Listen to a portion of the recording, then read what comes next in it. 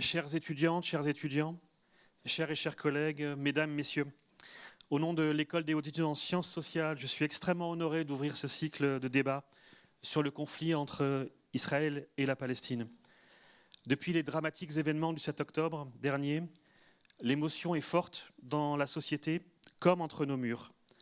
Nous traversons collectivement une double mise à l'épreuve de la démocratie universitaire tout d'abord, mise à l'épreuve des sciences sociales ensuite. Dans le premier cas, en France, aux États-Unis ou ailleurs dans le monde, le conflit a nourri des échanges passionnés, conduisant ici des présidentes d'universités prestigieuses à démissionner, menant ailleurs à des débats violemment contradictoires sur les campus universitaires et bien au-delà. Depuis le 7 octobre également, les universitaires et les sciences sociales dans leur ensemble ont été interpellés avec des demandes fortes pour aider à comprendre ce qui se joue à Gaza et en Israël. Dans un contexte très, voire trop virulent, certaines et certains ont préféré se taire par crainte de représailles ou d'attaques sur les réseaux sociaux notamment. Ces formes d'autocensure ne sont pas à la hauteur du rôle émancipateur et critique des universités et de la recherche. La conflictualité en fait pleinement partie, même si elle obéit à des règles de respect et de reconnaissance mutuelle. C'est dans cet esprit et avec mon équipe que j'invite tout le monde à débattre aujourd'hui dans l'établissement et bien sûr au-delà, et notamment sur le campus Condorcet, et j'encouragerai bien évidemment toutes les initiatives en la matière. La présidence de l'EHESS a également souhaité montrer l'exemple en initiant ce modeste cycle de débat. En accord avec le conseil scientifique, j'ai demandé à un directeur d'études, Amit Bozarslan, qui prendra la parole dans un instant, de réfléchir à des thématiques forcément sélectives, forcément incomplètes, mais qui permettent d'amorcer le dialogue, les dialogues qui seront bien évidemment contradictoires et qui n'arriveront pas à satisfaire tout le monde. J'espère néanmoins qu'ils seront respectueux de tous les points de vue. Il m'a semblé important, et j'assume pleinement le choix de cette première séance, d'ouvrir ces temps d'échange, d'idées, avec une première séance de réflexion sur les mots du conflit. Depuis le 7 octobre, le langage et le choix des mots animent partout de vives discussions. D'une élue conservatrice aux États-Unis, ayant brandi le terme intifada lors d'auditions au Congrès pour mieux discréditer des présidentes d'universités, jusqu'à l'annulation de la prise de parole de la romancière et lauréate du Booker Prize Adiania Shibili au Salon du Livre de Francfort, les mots semblent avoir retrouvé un pouvoir trop éloquent pour certains, trop problématique pour d'autres. Ces constats renvoient à des questions importantes pour les sciences sociales. Comment qualifier les faits? Comment dire les choses? Comment les décrire? J'ai donc demandé à la présidente de l'Association des professeurs d'histoire-géographie, Joëlla Lazare, et à deux journalistes, Benjamin Barthes du Monde et Guillaume Gendron de Libération, qui sont, par leur profession, des gens de mots, ils nous diront peut-être le rapport qu'ils ont aux mots, d'être à nos côtés ce soir pour en débattre et ancrer ces discussions dans les univers professionnels, le journalisme et l'éducation, qui sont les leurs. Je les remercie très chaleureusement, ainsi que Nora Hamadi, que vous connaissez, qui a accepté une fois de plus d'animer les discussions et les débats à l'EHESS. Il me reste donc à vous souhaiter à toutes et tous d'excellents débats, d'excellentes discussions, et j'espère qu'ils apporteront une petite part à la compréhension du conflit dans une longue durée historique et dans l'épaisseur des mondes sociaux qu'il a vu naître. Nous vivons dans un monde désormais traversé par des guerres très brutales, et comme vous toutes et tous, j'espère solennellement la mise en œuvre rapide d'une solution pacifique et humanitaire pour mettre un terme à ces violences quotidiennes. Depuis sa création, l'EHESS a fait le choix fort de s'engager pour venir en aide aux universitaires, aux étudiantes et aux étudiants frappés par les guerres et les violences politiques, notamment à travers le programme PAUSE qu'elle soutient depuis peu et avec beaucoup de force. Pour cette guerre, comme pour d'autres, l'EHESS continuera à faire tout ce qu'elle peut pour soutenir la communauté universitaire touchée par le conflit en cours. Avant de laisser la parole à Amit Bozarslan et à Nora Hamadi, et pour le dire très simplement, en conclusion, J'espère au plus vite la paix là-bas, de riches débats intellectuels ici et la sérénité pour nous toutes et tous. Je vous remercie. Bonjour tout le monde. Quand le passé n'éclaire plus le présent, l'esprit marche dans les ténèbres, disait Tocqueville. Nous avons préparé ce cycle de conférences en quelque sorte dans les ténèbres, dans l'obscurité du temps. L'obscurité du temps, d'abord parce qu'il y a eu les attaques de 7 octobre, un crime de masse qu'il faut nommer. Nous avons été beaucoup condamnés sévèrement et sans trouver des circonstances atténuantes ce crime. Puis, une guerre qui dure depuis maintenant près de 4 mois, qui devient une guerre de dévastation totale, que nous sommes également beaucoup à condamner sans réserve, d'autant plus que cette guerre anéantit, au-delà de son bilan humain, le territoire de Gaza. Et nous sommes, bien entendu, beaucoup à vouloir sa fin ici et maintenant. Mais il nous a paru aussi nécessaire d'aller au-delà de ce conflit, situer ce conflit à la fois dans le temps et dans l'espace. Dans le temps, parce que par le passé, un autre Israël aurait pu être possible. Un Israël infiniment plus humaniste, infiniment plus ouvert. Une autre Palestine, qui jadis a représenté, incarné la gauche, aurait pu être possible. Une Palestine qui ne soit pas condamnée à une organisation djihadiste. Une autre configuration israélo-palestinienne aurait pu être possible, telle que cela a pu apparaître au lendemain des accords d'Oslo en 1993. Pourquoi ces options n'ont pas pu se réaliser? Il nous appartient de nous interroger sur ce passé que beaucoup estiment connaître, mais en réalité, on ne connaît pas. Il nous faut désormais interroger les morts. Mais interroger les morts, non pas à la manière de Charles Maurras, qui voulait rendre les morts maîtres des vivants, mais à la manière de Heinrich Heine, qui disait que les morts, ces froids récitateurs, nous demandaient de ne pas imiter leur exemple, nous demandaient de ne pas les venger, nous demandaient de penser le monde autrement. Et il nous faut aussi oser lire Marx lorsqu'il se référait, sans le mentionner directement, à Saint Paul, en disant que le temps est venu pour que les morts enterrent leurs morts et que les vivants construisent leur communauté. Il nous fallait effectivement remonter dans le temps pour que l'avenir ne soit pas la réplique du passé.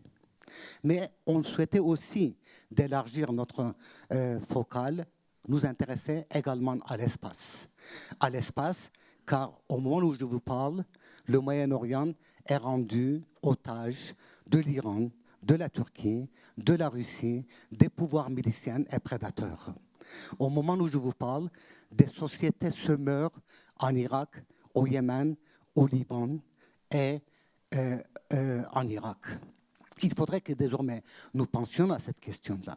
Et il faudrait que nous nous demandions si notre sensibilité démocratique partage quoi que ce soit avec l'idéal d'une société, d'une communauté organique qui serait tout à la fois culturelle, politique, militaire, sociale, qui serait encadrée par un pouvoir milicien, lequel pouvoir milicien serait soumis à un pouvoir du clergé demandant la mise à mort des homosexuels.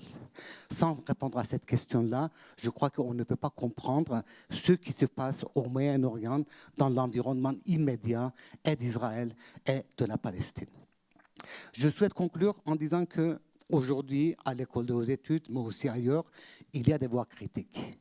À l'école, je sais qu'il y a eu des collègues qui ont effectivement exprimé des critiques par rapport à l'organisation de ce cycle de conférences qui est extrêmement modeste.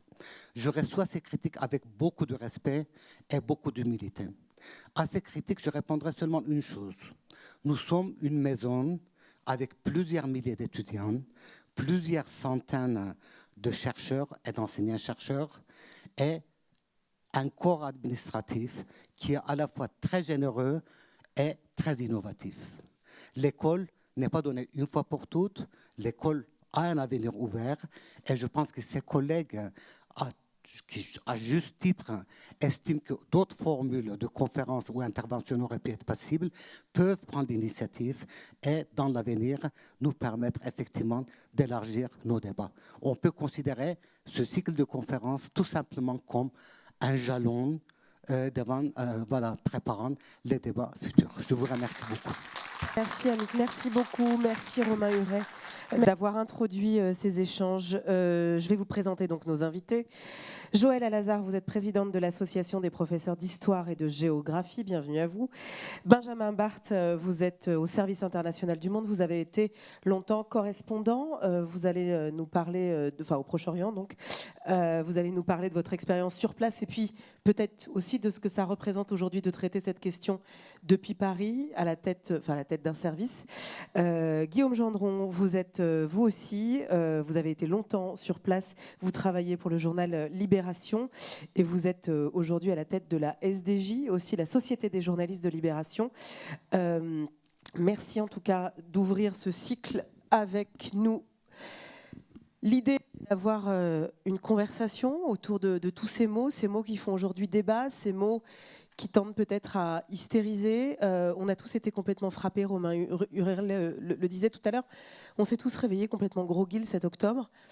Et la difficulté d'un métier comme le nôtre, puisque je m'inclus, moi qui suis à la radio, à la télévision, c'est de donner à lire le réel en temps réel. Peut-être commencer par vous, Joëlle. Vous aussi, ça fait partie en fait de vos missions. Et la problématique, c'est qu'en plus, vous parlez à des enfants, à des adolescents, à des jeunes adultes.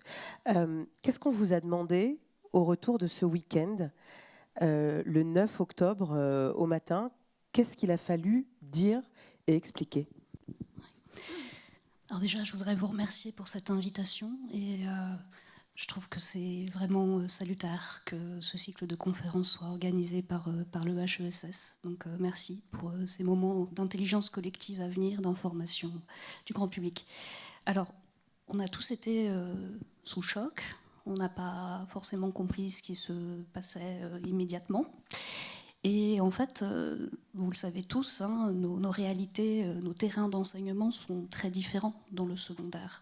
On a des collèges, des lycées où en fait, le sujet a été abordé de manière tout à fait tranquille, pacifique, voire même des classes où il y a eu très peu de questions, alors que les collègues s'étaient armés pour justement travailler et être en mesure de répondre à toutes les questions d'élèves.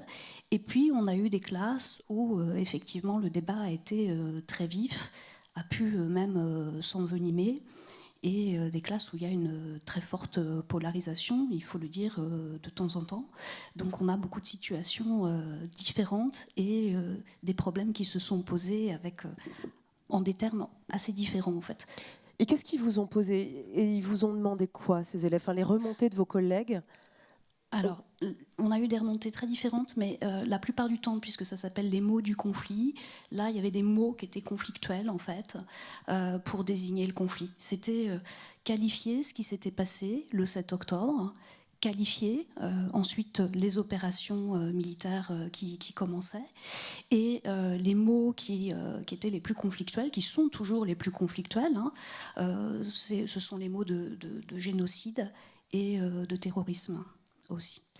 On a, nous, un problème dans le secondaire, c'est que l'enseignement des génocides arrive tard, en fait. Il arrive en 3e. Alors, je ne suis pas en train de vous dire qu'il faudrait le faire en 6e, parce qu'il faut que les élèves soient déjà, enfin, qu'ils aient une petite maturité, et puis que ce soit, qu'ils soient armés un peu plus pour comprendre la géopolitique du XXe siècle. Mais donc là, très régulièrement, il y a eu des questions, et notamment de très jeunes élèves, de 6e, de 5e, de 4e, qui demandaient, qui continuent à demander si c'est un génocide ou pas, ce qui se passe. Voilà. Et nous, on a besoin de temps pour leur expliquer et leur dire que voilà, le génocide doit être qualifié, qu'il y a des opérations qui précèdent le génocide, qu'il y a une intentionnalité. Mais ce sont des réponses qu'ont du mal à entendre de jeunes élèves qui, par ailleurs, ont d'autres sources d'informations que la voix de leurs professeurs. Puisque, évidemment, par rapport à des époques plus anciennes où nous étions voilà, une voie du savoir incontestable, il y a d'autres sources d'information et des sources aussi de désinformation. Et la difficulté aussi, parce que je crois qu'il faut le dire assez rapidement, c'est que beaucoup d'élèves, quand on essayait de leur expliquer aussi pourquoi nous, on ne voulait pas employer ce terme de génocide, mais qu'il y avait peut-être d'autres termes qui pouvaient être employés, avaient l'impression qu'on relativisait. Et c'est un conflit. Le deux poids, deux mesures, la question du relativisme se pose très vite dans les échanges dans les classes. Oui. Ouais. Pas dans toutes les classes, mais oui, on a eu énormément de remontées avec l'idée que tous les morts ne se valaient pas et qu'il y avait beaucoup plus d'émotions en France à la suite du déclenchement de la guerre le 7 octobre et des pogroms. Enfin, moi, j'ai employé ce terme. Voilà, par rapport aux morts palestiniens. Ouais. Merci Joël, vous avez dit beaucoup de choses et ce qui est intéressant, c'est de voir l'espace scolaire, l'espace de l'éducation nationale et l'espace des médias qui doivent aussi donner à entendre une réalité, commencer à porter les briques d'un récit qui se construit en temps réel. Benjamin Barthes, comment ça s'est passé ? Et surtout tirer le fil. Voilà. Joël a dit beaucoup de choses, donc n'hésitez pas à tirer. Oui. En fait, j'aurais envie de rebondir juste sur quelque chose que vous avez dit. Le fait que la Cour internationale de justice ait reconnu un risque de génocide, est-ce que ça ne vous incite pas à porter un regard un peu autocritique sur ce que vous avez dit à vos élèves et vous dire à vous-même que peut-être que quelque part, ces élèves n'avaient pas totalement vu faux ? Alors oui, c'est un débat qu'on a beaucoup en ce moment entre nous et évidemment ça rebondit dans les classes, évidemment. Et c'est ça le problème, c'est que là on a de jeunes élèves qui nous demandent des réponses, qui nous demandent des mots, qui nous demandent des outils pour penser. Nous, on n'est pas forcément, on est comme vous, dans la compréhension de ce qui se passe jour après jour, dans la prise de conscience et... Oui, le débat, la discussion se poursuit. Ouais. Bon, alors, pour répondre à ta question, ça a été effectivement très compliqué.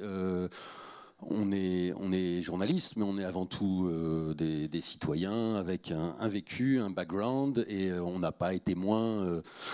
bousculé que tous les êtres humains de ce pays. Et on continue à l'être. Ouais. Voilà, alors avec cette pression supplémentaire qu'il fallait que nous, on mette les mots sur les faits. Et moi, alors le journalisme, c'est une tarte à la crème, hein, mais c'est un peu le brouillon de l'histoire, le premier brouillon de l'histoire. L'histoire, par définition, elle est réécrite. On ne peut pas demander au journalisme de voir clair tout de suite à l'instant T plus 1 minute, 2 minutes, 2 heures, etc. Et le 7 octobre lui-même, fondamentalement, on ne savait pas grand-chose. Hein. Moi, je me rappelle, j'ai bouclé les pages internationales à 10h30 le samedi 7 octobre. L'article de notre correspondant à Jérusalem, il faisait état d'infiltration, il faisait état de tirs de roquettes. Il y avait un début d'information de prise d'otages, mais tout ça était très parcellaire, donc on ne savait pas grand-chose. On a commencé à savoir des choses à la fin de journée, le samedi, un peu plus le dimanche, et puis les pièces du puzzle ont commencé à s'assembler. Mais il y a eu 48 heures de grande prudence et on était un peu désemparés parce qu'il y avait une lenteur à faire émerger toutes ces informations. Les agences de presse elles-mêmes à Jérusalem étaient extrêmement précautionneuses.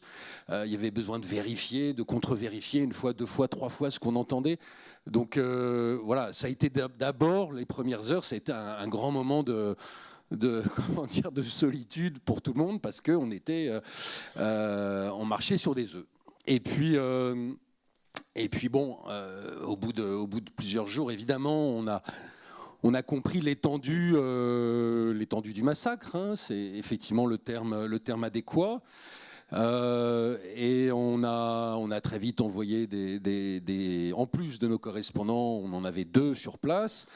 On a envoyé des journalistes de Paris, donc on s'est retrouvé avec comment dire, un dispositif assez Copieux. vaste, copieux, oui, 5-6 journalistes, avec des gens qui avaient une expertise variable sur le conflit, des gens qui débarquaient complètement. Et on a dû aussi envoyer des gens comme ça qui n'avaient pas d'expérience au préalable, parce qu'il y avait une telle demande d'explications qu'il fallait. Donc il y a des gens qui sont partis un peu au charbon comme des pages blanches, et puis bon, avec des gens qui étaient plus chevronnés, à qui on confiait les papiers d'analyse plus compliqués, à qui on confiait les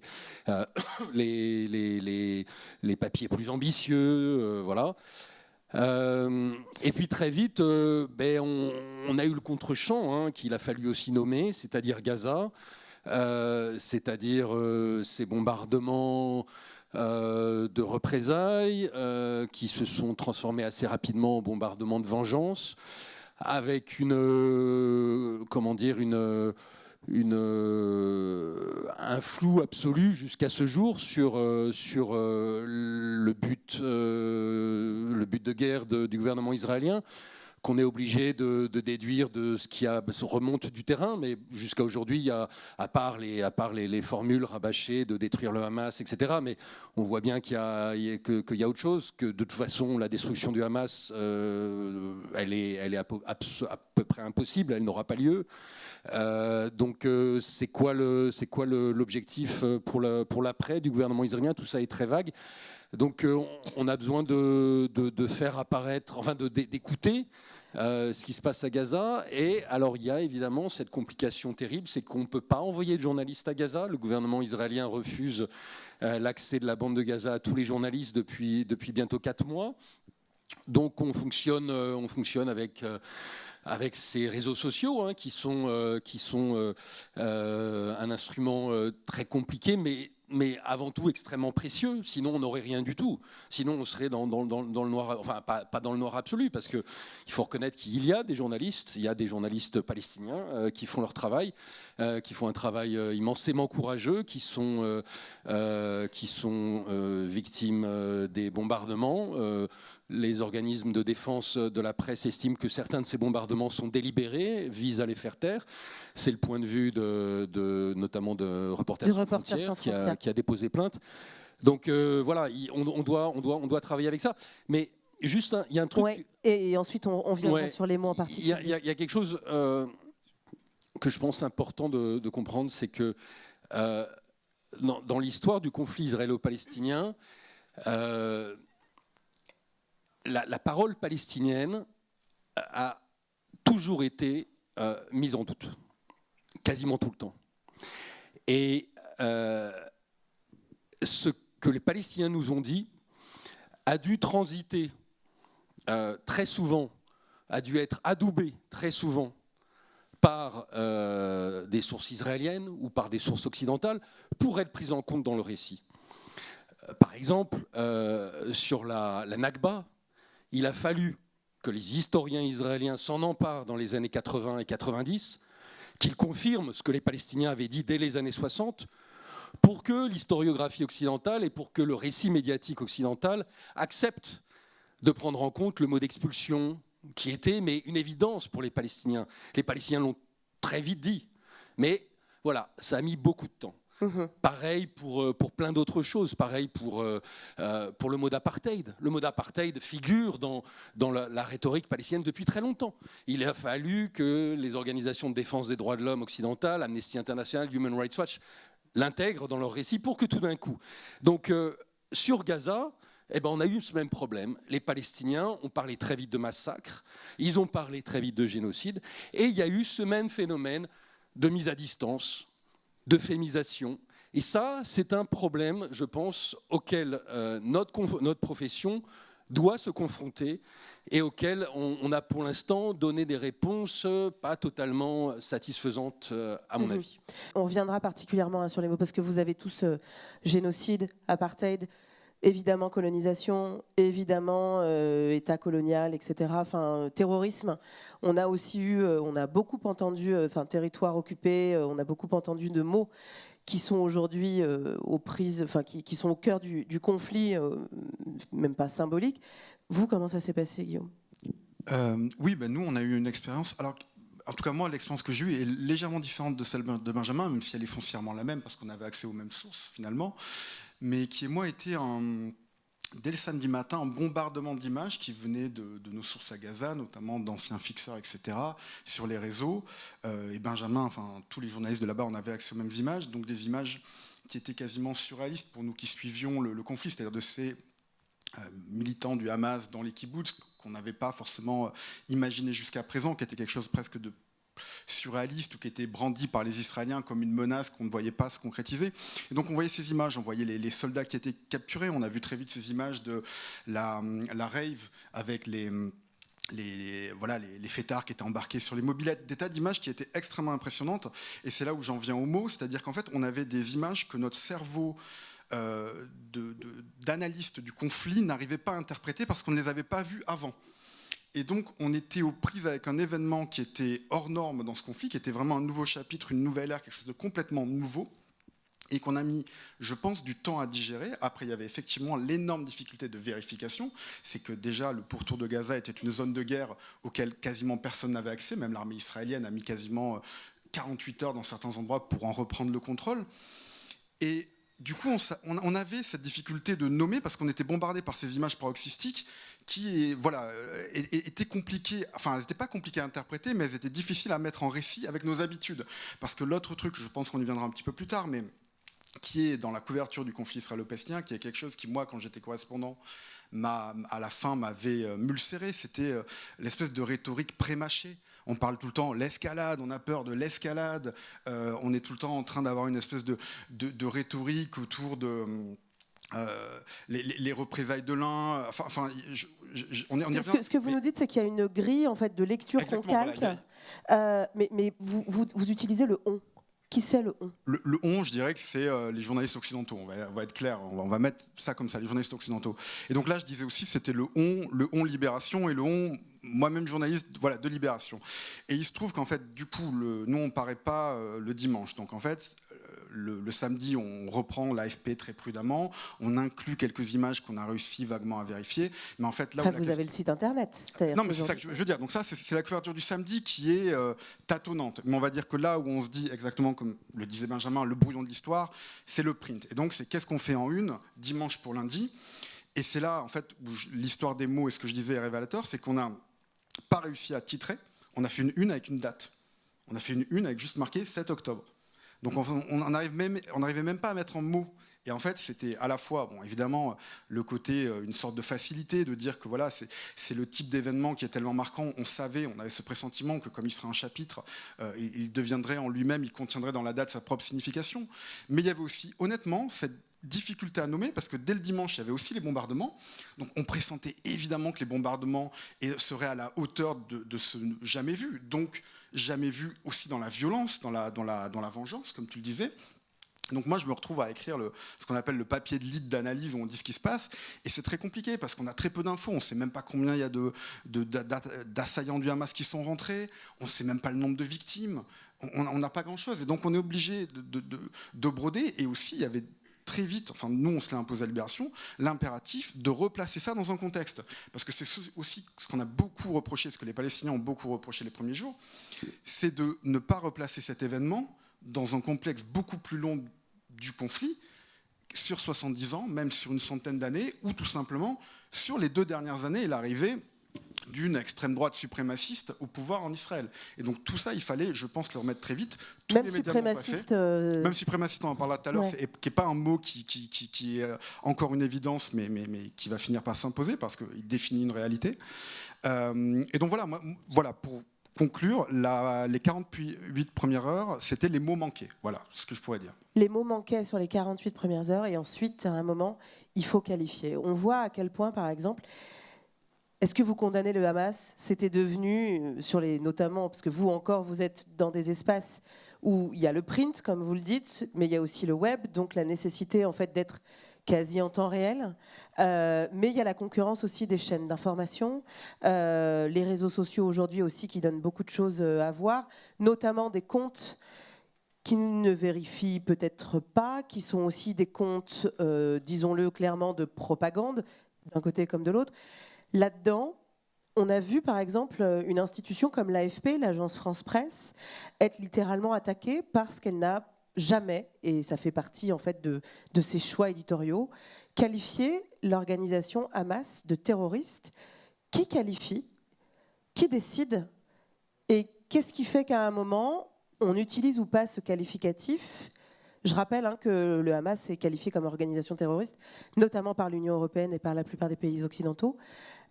Qu'est-ce que ça veut dire à un moment de qualifier ou pas cette organisation de terroriste quand en face on vous dit c'est une lutte de libération et on est face à un enjeu colonial?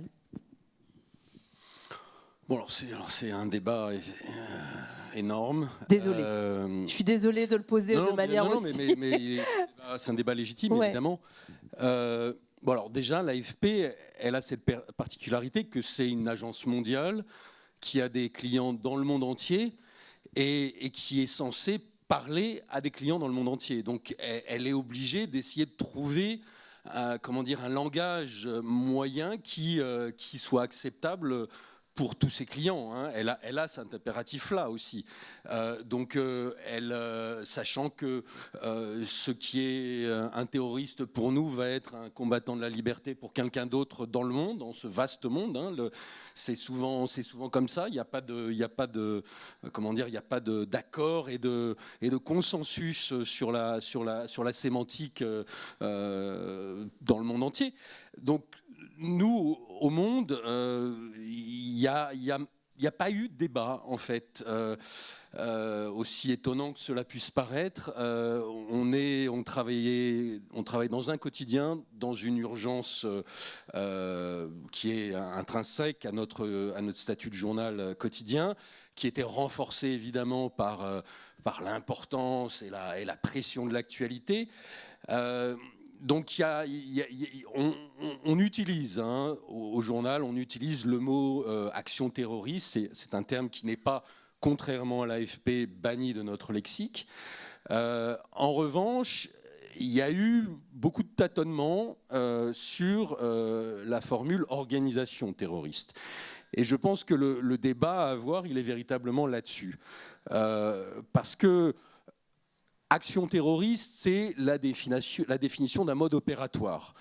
On peut convenir qu'effectivement, ce qui s'est déroulé le 7 octobre relève d'une action de type terroriste, à savoir cibler des civils à des fins politiques.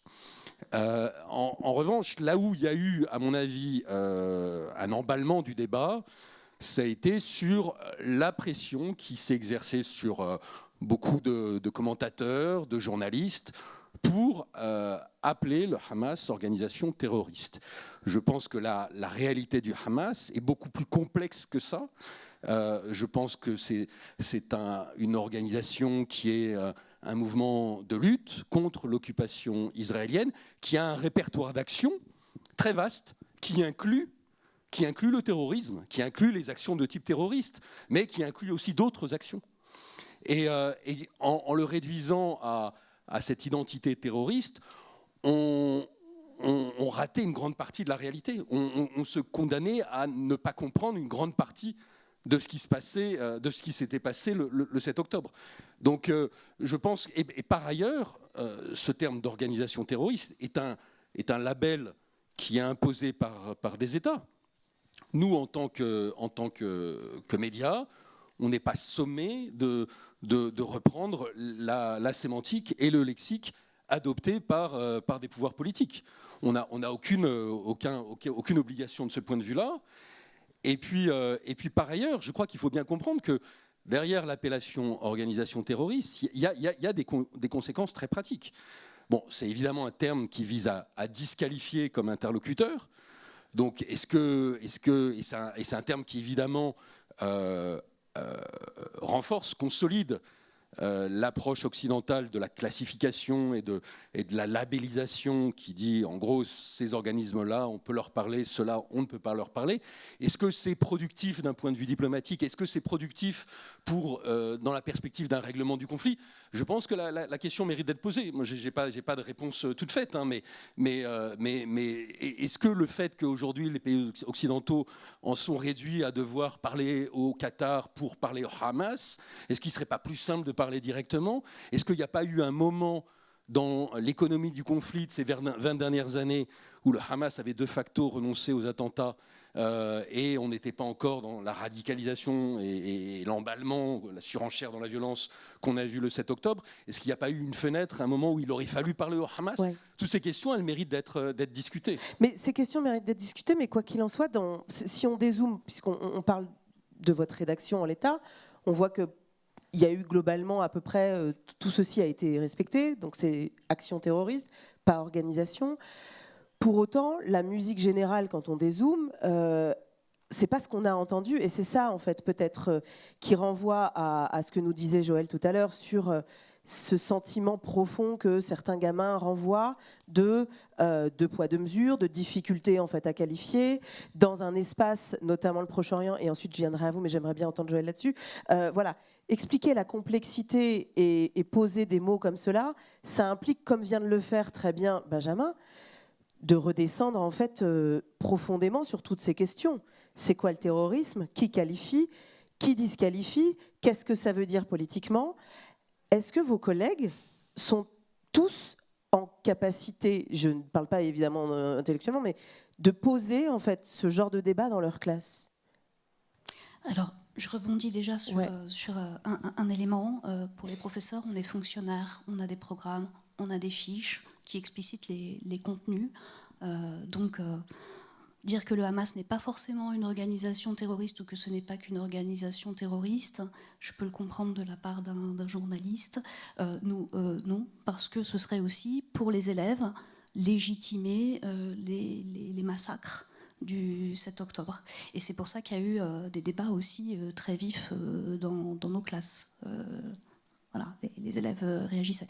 Alors sur la formation des collègues, c'est un problème qu'on a eu, parce qu'évidemment, tous les profs d'histoire géo sont capables d'enseigner le conflit israélo-palestinien, mais là, il y avait des éléments profondément nouveaux.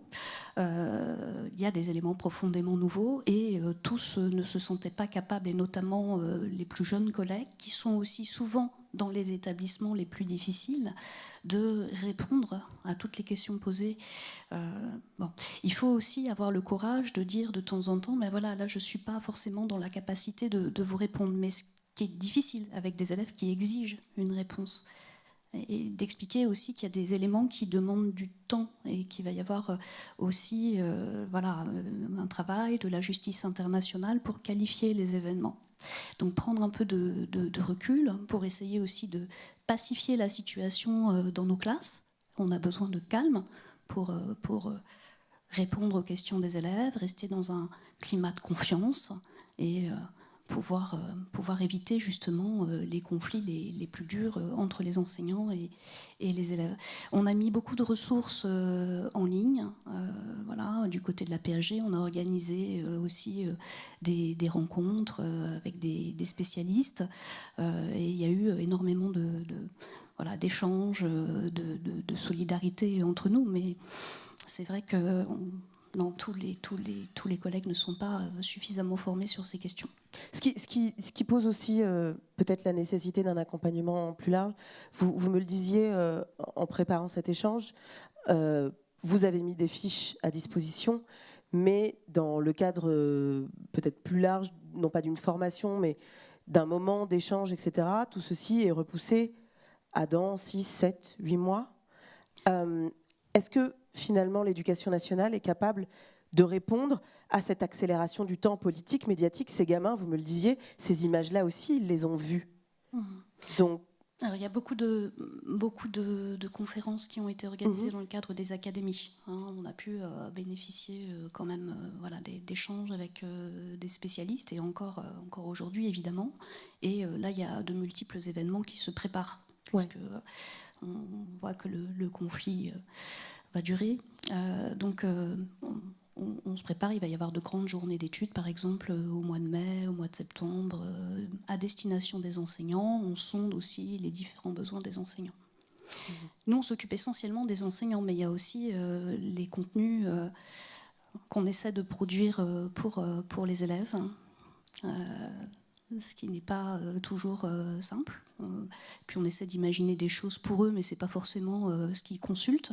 Voilà, donc on a eu par exemple des débats très importants sur faut-il utiliser TikTok ou pas à destination des élèves pour essayer justement de mettre en place des séquences qui leur permettent d'y voir un petit peu plus clair, en fait.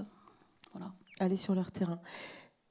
Qualifier, ça veut dire aussi, Guillaume, être en capacité de ne pas subir les éléments de langage des autorités. On l'évoquait à l'instant sur la dimension de terrorisme, la qualification par les Occidentaux du Hamas d'organisation terroriste fait qu'on disqualifie toute possibilité d'échange direct, mais c'est pas aussi, ça s'arrête pas là. Oui, ça c'est quelque chose sur lequel on est tous d'accord, tous ceux qui ont travaillé sur ce conflit, c'est que je pense qu'il n'y a pas, c'est peut-être un peu excessif ce que je dis, mais il n'y a pas d'autres problématiques géopolitiques où le vocabulaire est aussi miné et aussi piégé. Et c'est-à-dire que c'est une tarte à la crème ce que je veux dire, la neutralité n'existe pas en journalisme. Effectivement, on essaie toujours d'être dans l'honnêteté absolue, mais on sait que l'objectivité est un mythe, la neutralité est un mythe, on parle toujours de quelque part. Quoi qu'il en soit, en Israël-Palestine, tous les mots, et moi quand j'avais commencé, je suis arrivé là-bas avec beaucoup d'humilité en 2017, moi je n'avais pas bossé sur ce conflit-là avant, chaque adjectif, je me posais vraiment la question de voir qui me l'avait mis dans le crâne, d'où il venait. Et par exemple, on s'en parlait au téléphone sur, par exemple, comment on prononce le mot Hamas. Est-ce qu'on dit Hamas à l'israélienne? Et là, clairement, en fait, on agite un grand drapeau.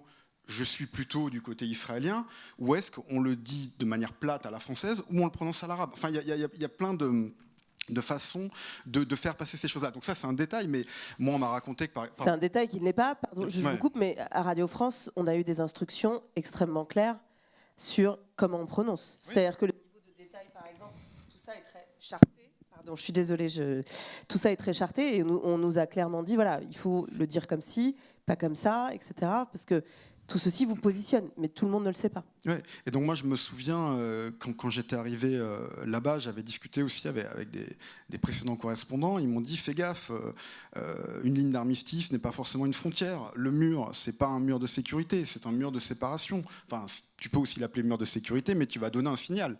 Et d'autres, à l'inverse, le qualifient de mur d'apartheid. De la même manière, alors après pour en venir sur les pressions, effectivement, le gouvernement israélien mène une lutte sans relâche sur le langage.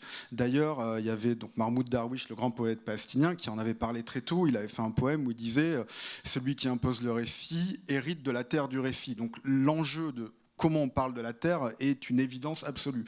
Et vraiment un enjeu, c'est une guerre informationnelle. Et ça, on y reviendra après sur la propagande israélienne, sur aussi les faits, les fake news, etc., où c'est très important de parler de la propagande. Mais ne serait-ce que sur la qualification. Et moi, je me souviens, la dernière année où j'étais là-bas, c'était les dernières années 2019-2020, on était après le plan Trump, avec toute la menace d'annexion de la Cisjordanie, et on avait eu des pressions très claires formulées par email officiel du press office israélien, qui étaient ceux qui nous donnaient nos cartes de presse, qu'il fallait désormais, quand on était un journaliste occidental, ne plus parler de territoire occupé, mais de territoire disputé. Et pour eux, c'était une concession, parce que si on les suivait jusqu'au bout, c'était Israël. Mais ils disaient territoire disputé, regardez, on écoute le droit international, etc. De la même manière que, voilà, eux parlent de Judée-Samarie pour désigner la Cisjordanie, qui est le terme que nous on considère comme neutre et qui ne l'est pas du tout à leurs yeux. Mais je me rappelle cette espèce de pression qu'il y avait sur ce petit mot disputé, occupé, était aussi le signe d'un changement de braquet. Et à l'époque, je me souviens, par exemple, le Wall Street Journal avait embrayé là-dessus. Donc en fait, c'est quelque chose qui est constant, auquel il faut être toujours vigilant.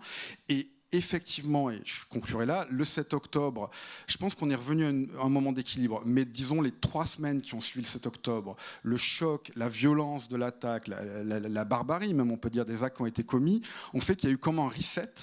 et que tous les petits acquis qu'on avait eus sur le contrôle du langage, sur aussi une manière de nommer les actions israéliennes, a tout d'un coup disparu. Et dans les médias mainstream dont tu parlais, on était revenu à quelque chose de complètement manichéen, comme je l'avais rarement vu sur la couverture du conflit depuis de nombreuses années. Ce qui, du coup, veut dire quoi? Que dans ce moment d'émotion intense qu'on traverse, il est forcément plus facile de réussir à passer ces frontières de la langue? Je pense que ce qui a été, on l'a vu très vite dans les premiers moments, et qui aussi tient à la perception d'Israël par, disons, les médias mainstream, et qui, je pense, aussi explique le deux poids deux mesures dont on parlait tout à l'heure, c'est qu'il y a un phénomène d'identification, c'est-à-dire qu'il y a un discours médiatique qui s'est érigé. En gros, Israël, c'est l'Occident est attaqué. Par exemple, les comparaisons entre ce qui s'est passé à la Rive et le Bataclan, l'idée que quelque part, les Israéliens sont une démocratie qui est attaquée par des terroristes, donc ils répliquent ce que nous on a vécu avec l'État islamique. Tout ça était très très fort au début et a entraîné cette espèce de déséquilibre du langage, alors que le conflit israélo-palestinien a sa propre dialectique, qui est quand même très différente de celle qu'on a pu avoir avec l'État islamique. Et on a mis du temps, nous les journalistes, parce qu'on l'a fait, on ne s'est pas laissé forcément tous s'embarquer là-dedans, mais à remettre un petit peu de contexte et du vocabulaire spécifique, parce que je pense que ce conflit a un vocabulaire spécifique sur lequel il faut être extrêmement rigoureux, et de ne pas retomber dans cette espèce d'opposition Occident attaqué, terroriste sanguinaire, qui était vraiment le discours. Sauf qu'on est aussi dans un contexte où, aujourd'hui, cette question, elle vous conduit à avoir des raids sur les réseaux sociaux parce que vous n'utilisez pas le bon vocabulaire selon tel ou tel espace, telle ou telle communauté. La difficulté, c'est aussi pour certains, l'hystérie est telle et le niveau de violence atteint sur cette question est tel qu'il y a une forme d'autocensure. Et là-dedans, alors vous ne le savez peut-être pas, mais les porte-paroles de l'armée israélienne tiennent des comptes Telegram où en fait vous êtes inondés toute la journée de ce qui se passe, c'est-à-dire que ces éléments-là, alors factuels ou pas, ce récit-là, il est porté et les sources sont aussi extrêmement faciles.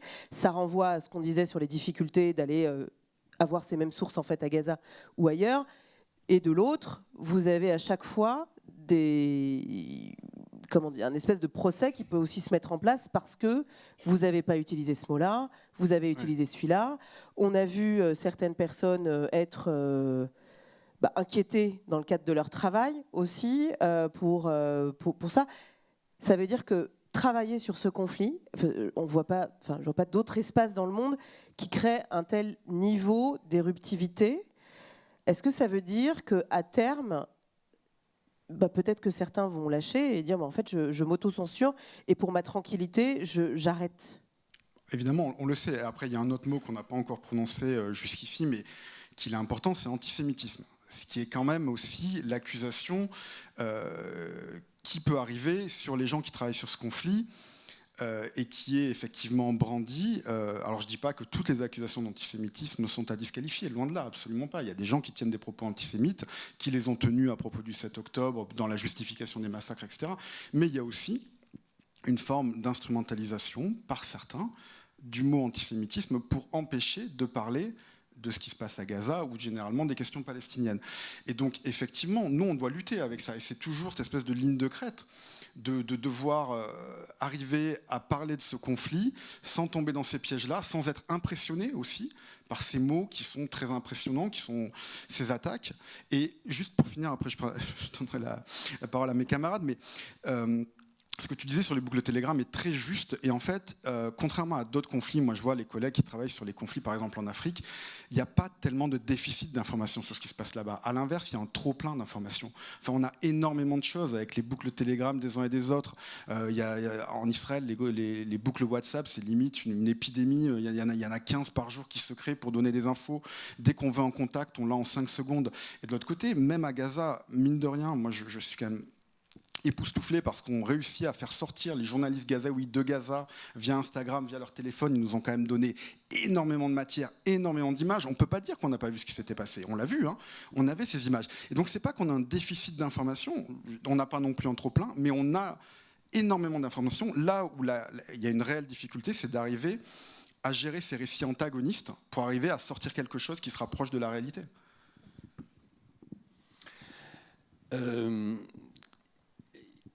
Pour préparer cette conférence, je suis tombé sur un article écrit par Edward Said, l'intellectuel palestinien, américano-palestinien. Un article qu'il a écrit en 1984 qui s'appelle « Permission to narrate », donc la permission de raconter. Et il a cette formule, il dit « les faits ne parlent pas d'eux-mêmes », ce qui des fois est peut-être contre-intuitif. On se dirait oui, non, les faits parlent d'eux-mêmes. Non, les faits évidemment ne parlent pas d'eux-mêmes.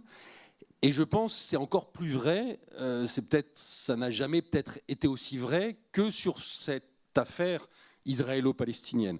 Guillaume le disait, on ne parle pas de nulle part, nous journalistes, on est des constructions sociales avec un background familial, avec des convictions politiques, avec des convictions religieuses parfois.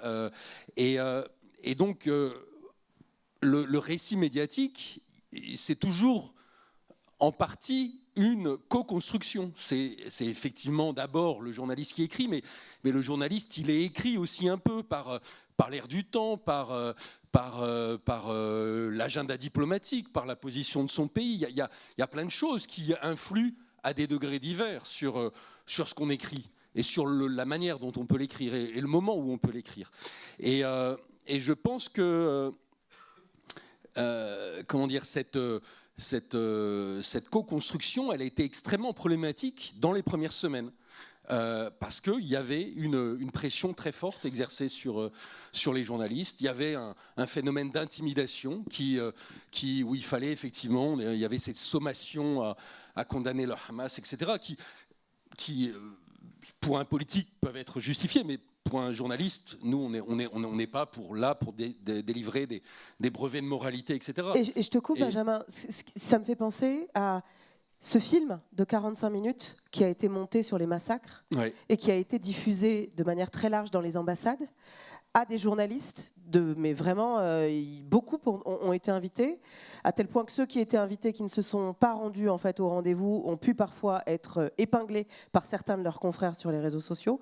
Et ce qui est dans la même ligne de ce que tu dis, c'est que il y a aussi eu une recherche en fait, de gérer ce film et la dimension émotionnelle que ça charriait avec des journalistes grand public à la tête de Matinale Radio, etc., qui n'étaient pas forcément spécialistes du conflit. Pardon, je t'ai coupé, mais ça me fait penser aussi à ça comme événement. Oui. Bon, il y a eu chaque belligérant, chaque parti, évidemment, essaie de façonner le récit à sa façon. Et les Israéliens avaient ce matériau entre les mains, dont ils ont usé, évidemment, de manière extrêmement prévisible, comme d'un levier de pression sur les médias, évidemment. Ces vidéos, ce film de 45 minutes, en fait, c'était une compilation de vidéos prises par les secouristes, souvent arrivés sur le terrain, ou alors récupérées dans les caméras GoPro que les assaillants du Hamas avaient sur leur casque embarqués avec eux. Et ces vidéos ont très vite été disponibles sur les chaînes Telegram israéliennes. Donc moi, je ne suis pas allé voir le film. Une autre personne dans notre rédaction est allée le voir. Mais en fait, l'essentiel des images était déjà disponible sur Telegram. Voilà, donc ce que je veux dire, c'est que vraiment sur cette histoire, il y a on doit, nous journalistes, cohabiter dans notre travail de production journalistique. On doit cohabiter et composer avec un nombre de paramètres extrêmement complexes qui, à mon avis, n'existent pas dans d'autres types de conflits où il y a moins de polarisation, moins d'intérêt, moins de focalisation des médias, moins d'enjeux diplomatiques, etc. Mais alors justement, on va aller là-dessus et on vous passe la parole d'ici une dizaine de minutes. Mais cette accusation d'antisémitisme, cette accusation dans l'autre sens d'islamophobie, est-ce que c'est particulier à l'espace français, sachant qu'on compte en Europe les plus grandes communautés d'un côté et de l'autre? Est-ce que ça veut dire que c'est le conflit dont on ne peut plus parler, on évoquait tout à l'heure, voilà, génocide, apartheid, cette nécessité d'avoir une labellisation par des organisations ou par l'extérieur pour pouvoir parler de cette réalité. Une dispute, enfin une question coloniale aussi.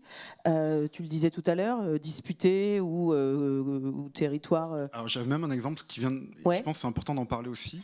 À l'inverse, quand tu disais voilà, qu'est-ce qui pourrait être l'inverse de l'infamant antisémite pour faire taire. Ouais.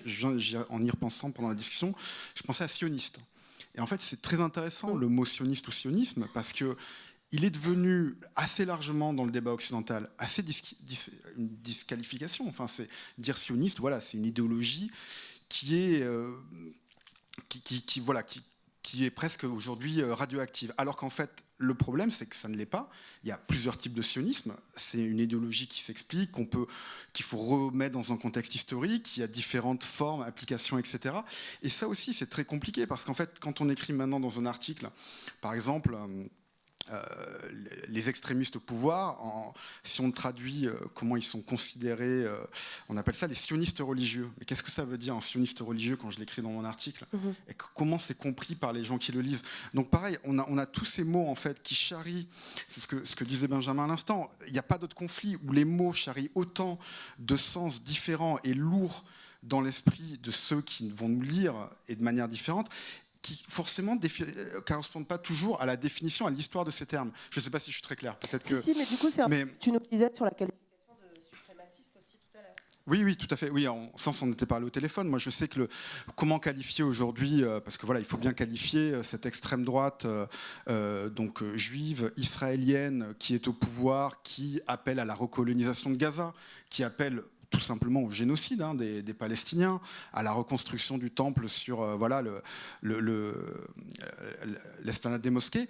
Et ben, il y a quelques années, on s'est mis à employer le terme suprémaciste juif. Et des gens nous ont dit, non, les suprémacistes, c'est le Ku Klux Klan, c'est aux États-Unis, ce sont des blancs qui tuent des minorités juifs, noirs, homosexuels, ça ne peut pas être des juifs. Mais suprémaciste, quand on retourne à une forme de définition, c'est quelqu'un qui pense que son propre peuple a une forme de suprématie sur un autre et doit l'écraser. Et donc, ça fait le travail. Donc c'est vrai qu'on a une bataille sur absolument tous les mots, quoi.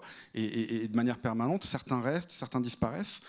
Ce que je te disais, dans les années 70, on parlait de fédéine pour ne pas dire terroriste, pour parler des Palestiniens. Plus personne n'emploie ce terme. Donc voilà, il y a des choses qui Et ce que tu disais, c'est que le terme Nakba est maintenant rentré dans le... Le terme Nakba, aujourd'hui, ne fait plus débat. Ce qui veut dire que, finalement... ces espaces qui sont aussi disputés, l'espace des mots, l'espace des récits, l'espace de la terre, comment on va réussir à sortir de ça? Comment, si on doit ouvrir un peu, est-ce qu'on peut sortir d'une forme d'hystérisation qu'on connaît aujourd'hui? Est-ce que l'accélération du temps politique médiatique conduit à ça? Est-ce que la polarisation qu'on voit aussi dans les médias avec... comment dire, des actionnaires qui peuvent avoir parfois un agenda politique qui porte aussi ça. On a vu aussi des députés français avoir des propos extrêmement violents qui n'auraient peut-être pas été audibles il y a une quinzaine d'années. Enfin, qu'est-ce que ça dit de nous en miroir, ce qui est en train de se passer? On a dit beaucoup de ce que ça dit du Proche-Orient. Qu'est-ce que ça dit peut-être, mais Joël, vous avez peut-être, voilà, de la place où vous êtes, de l'endroit où vous êtes, qu'est-ce que ça dit de nous? Je voudrais déjà revenir sur quelque chose, parce que je regrette de ne pas l'avoir dit. Dans les difficultés qu'on a eues, puisqu'on parlait d'antisémitisme, nous, on a eu aussi beaucoup de remarques antisémites dans les classes. Et voilà, parfois très, très violentes, ou alors beaucoup plus larvées. Il faut savoir que... on sait bien que les actes d'antisémitisme augmentent, mais dans les classes, certaines classes, c'est compliqué maintenant, par exemple, de les emmener voir une exposition au mémorial de la Shoah. Les élèves ne viennent pas, se désinscrivent, peuvent voilà, chercher des excuses complètement bidons, ou disent aux profs, voilà, on en a marre des trucs des juifs, par exemple. Ça, ce sont des choses que les collègues entendent régulièrement. Donc je tenais aussi à le dire, parce que dans les difficultés des collègues, c'est pas rien. Voilà. Et il y a une importation là, du conflit dans les classes qui est vraiment problématique, et un amalgame dans l'esprit des élèves. Alors qu'est-ce que ça dit de nous? c'est plutôt inquiétant ce que ça dit de nous. Hélas, je préfère laisser les spécialistes en parler. Je me défausse un peu. Mais peut-être, voilà, dans l'éducation nationale, ces enjeux, en fait, ils commencent à se poser de manière importante. Vous évoquiez voilà, cette difficulté à poser les questions du génocide juif de 39-45. Alors, par esprit d'escalier, on apprend aujourd'hui la Shoah. Là où moi, par exemple, à l'école, dans les années 90, j'ai appris l'Holocauste. Là aussi, dans le genre, voilà, il y a un mot qui a changé. Mais est-ce que ces débats-là, il va falloir les poser? Comment est-ce qu'on peut lutter, sachant que on en avait parlé au téléphone, mais la question de la confiance vis-à-vis de l'institution. Il y a des gamins qui s'autorisent en fait à avoir ce genre de mots. Il y en a d'autres en fait qui ne disent plus rien parce que depuis 2015 et les attentats de Charlie, depuis qu'il y a eu aussi une tentation de punir, de signaler ceux qui ne respectaient pas les minutes de silence, etc. Le dialogue est aussi un peu rompu. Oui. Comment on fait? C'est très compliqué et c'est quelque chose qui remonte là de plus en plus de la part des collègues, collège, lycée, LP, dans toutes les filières. On sent qu'il y a parfois sur des sujets une hostilité forte et des élèves qui en fait ne prennent plus la parole ou ne contestent pas parce que justement il y a cette peur aussi du signalement. Et alors autant évidemment on ne veut pas qu'il y ait de propos violents qui soient tenus ou qui enfreignent la loi dans nos classes. Et dans ce cas-là, on est quand même tenu de reporter l'incident, de reporter ce qui s'est dit. Mais s'ils n'osent plus, si eux s'auto-censurent aussi sur les questions qu'ils peuvent nous poser, on n'a pas de moyen de remédiation avec eux. Et ça, c'est quelque chose d'assez inédit, en fait, enfin, inédit non, mais nouveau, hein, pour être précis sur les mots. Mmh. Ça monte. Ça monte, et on n'a pas de solution pour l'instant. Recréer ce lien-là? Il faut en fait, voilà, à la fin du cours, essayer d'aller voir les quelques élèves qui ont croisé ostensiblement les bras au fond de la salle, ou qui ont refusé de prendre des notes, ou qui en ont pris mais très peu, juste pour pas avoir de problème avec le prof, ce genre de choses. C'est pas encore très large, mais voilà, là, les retours augmentent dans ce sens. Mmh. Benjamin, tu avais quelque chose? Ouais. Oui, alors bon, la question, qu'est-ce que ça dit de nous, ça, je sais pas, ça dépasse peut-être mon champ de compétences, mais moi je crois qu'il y a une dimension coloniale dans ce conflit que la société française a du mal à intégrer pleinement, parce que je pense que c'est une société qui n'a pas totalement fait son travail d'introspection sur sa propre période coloniale. Hein. Donc la parole du colonisé, elle va être un peu mise en doute. Elle va être donc je crois qu'il y a quelque chose de cet ordre-là, hein, qui est compliqué. Et c'est pour ça aussi que ce qui nous arrive de Gaza, ça nous arrive un peu lentement. On le voit sur les vidéos, mais on arrive. Enfin, c'est toujours difficile, je trouve, de donner un sens à ce qui apparaît, à ce qui nous saute au visage, hein, avec ces vidéos. Et moi, je me rappelle que dans les premières semaines, tout début novembre, un haut responsable de l'ONU, le chef du bureau new-yorkais du Haut Commissariat pour les droits de l'homme de l'ONU, un homme qui s'appelle Craig Mohaber, avait écrit un texte pour mettre en garde contre le génocide. Et ce texte a été ignoré, hein, très largement dans les médias occidentaux.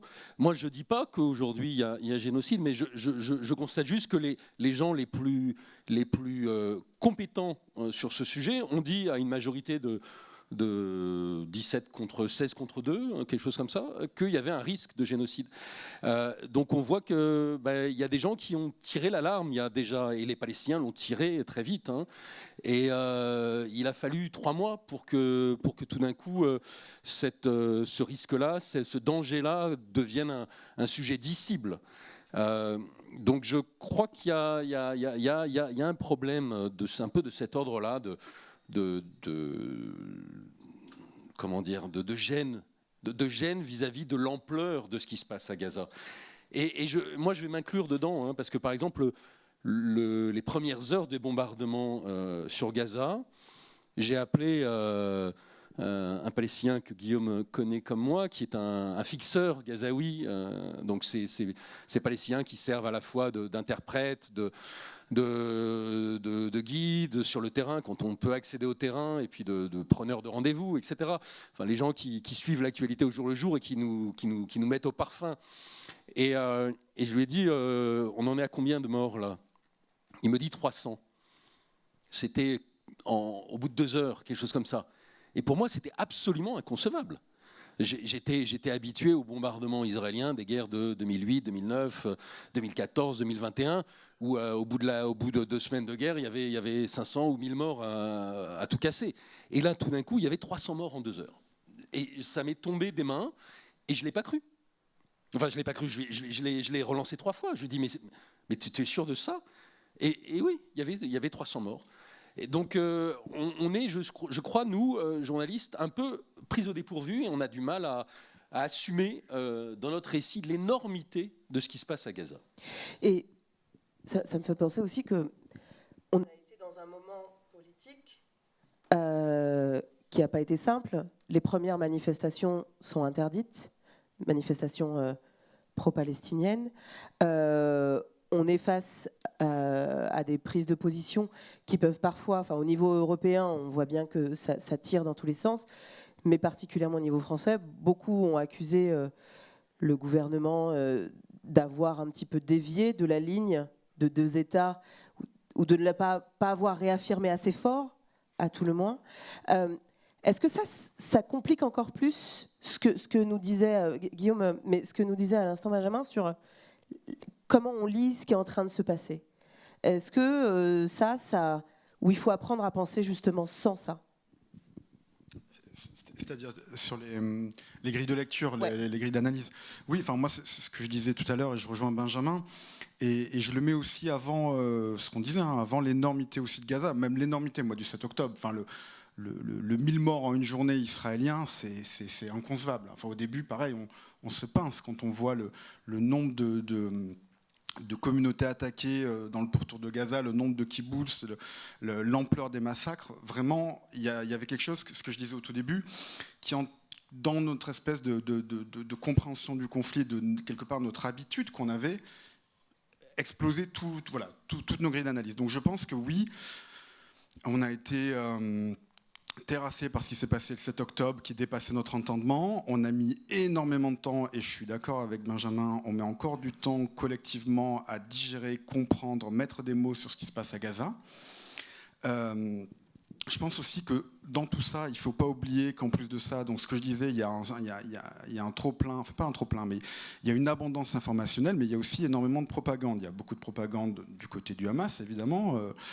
C'est pas surprenant, c'est pas un mouvement qui est connu pour attirer une espèce de rigueur dans sa communication, mais il y a aussi eu quand même beaucoup de problèmes aussi au niveau de ce qu'ont pu dire des représentants israéliens. Et par exemple, l'affaire des 40 bébés décapités qui nous a tous occupés en tant que journalistes pendant une semaine